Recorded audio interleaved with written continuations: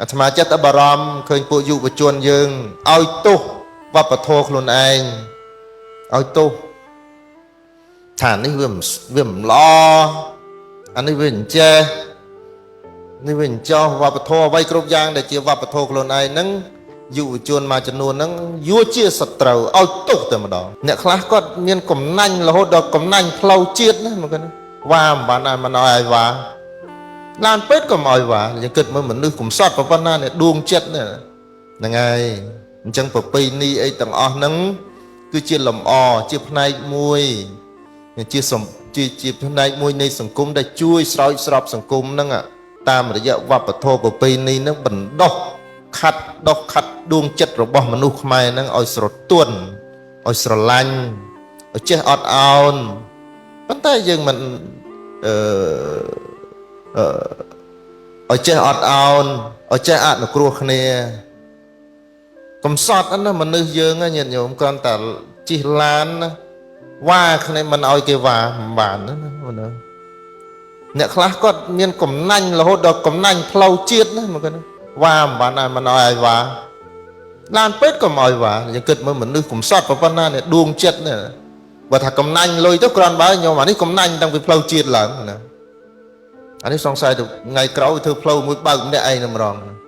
នេះសង្គមកាលណាទៅធ្លាក់ដល់កម្រិតហ្នឹងមានន័យថា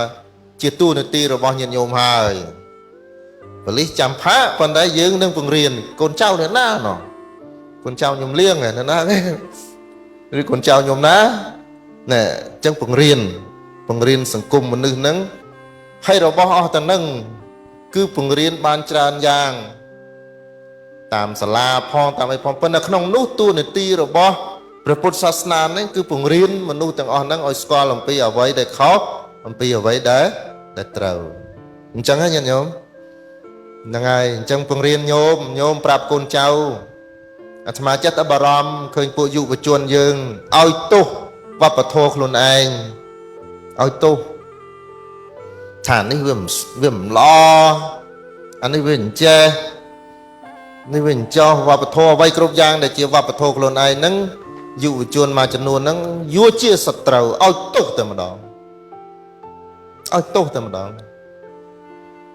តែទទួលយកវប្បធម៌ដទៃមកដាក់ខ្លួនហើយលើកដំកើងវប្បធម៌ទាំងអស់នោះនេះជាវិបត្តិហើយញាតិញោមអញ្ចឹងលោកម្ដាយលោកឪពុកទាំងអស់ដែលជាអ្នកបឋមប្រធាននៅក្នុងគេហដ្ឋានហ្នឹងជួយស្រោចស្រពកូនចៅតាំងពីតូចធំអីយុវជនអីទាំងប្រាប់អំពីសេចក្តីល្អនៃវប្បធម៌របស់ពួកយើងហើយតមកចំណន់ទៀតបើសិនជាយុវជនឬក៏មនុស្សខ្មែរចំនួនក្រោយឲ្យទោសដល់វប្បធម៌ខ្លួន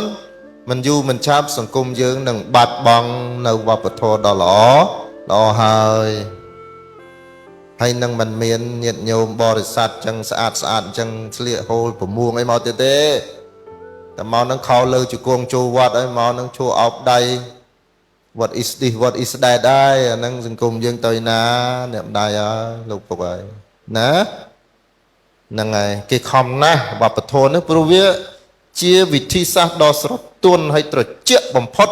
ដែលអាចចូលទៅក្នុងដួងចិត្តរបស់មនុស្សបាន